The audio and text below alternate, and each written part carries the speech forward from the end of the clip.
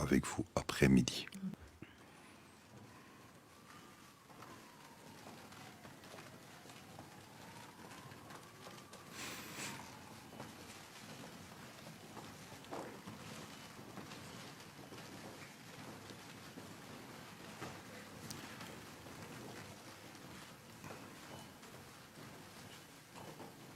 Bob Kamamba et Geneviève Kaninda, est-ce que c'est quelque chose que vous espériez, ce qui se passe pour l'instant?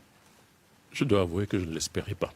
Je ne l'espérais pas, surtout en analysant en fait l'histoire et en analysant le contexte dans lequel on s'est trouvé avant. Et puis il y a eu quand même ce mouvement qui a commencé au niveau des États-Unis et qui a eu des répercussions en Belgique, même si en Belgique on avait déjà commencé à avoir ce débat-là avec des associations comme celle de Gisèle. Donc on a déjà eu, en fait, on avait déjà amorcé quelque chose. Mais ce qui s'est passé aux États-Unis avec Black Lives Matter a permis, entre guillemets, de pouvoir accélérer. Et alors, ce qui est aussi important, c'est qu'il y a eu quand même aussi appropriation par les Belges, les jeunes surtout, qui se sont appropriés quand même cette dynamique. Et cette appropriation a permis de pouvoir faire évoluer l'opinion publique belge. Et en faisant évoluer l'opinion publique belge, toute autorité politique doit aller dans le sens de son opinion.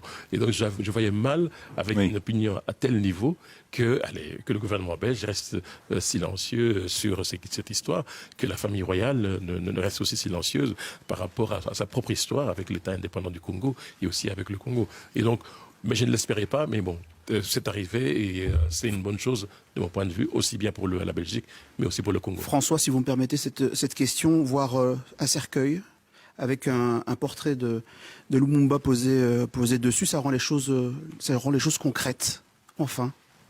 Absolument. Et pour répondre à la question, notre souhait a toujours été que la mémoire de Patrice Lumumba soit ravivée, qu'on fasse la lumière sur cet assassinat. Merci, vous pouvez vous rasseoir. Allez-y. Oui, excusez-moi. Et donc oui, ça a été un souhait finalement de voir cette mémoire réhabilitée. Alors, attendez, je crois que les discours vont commencer. Nous sommes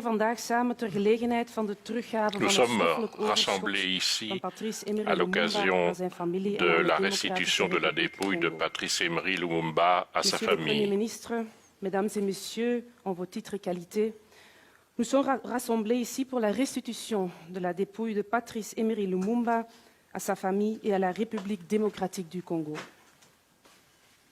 Ik nodig de Belgische eerste minister Alexander De Croo en de Congolese eerste minister Jean-Michel Sama Lukonde Kyenge uit om het woord te nemen.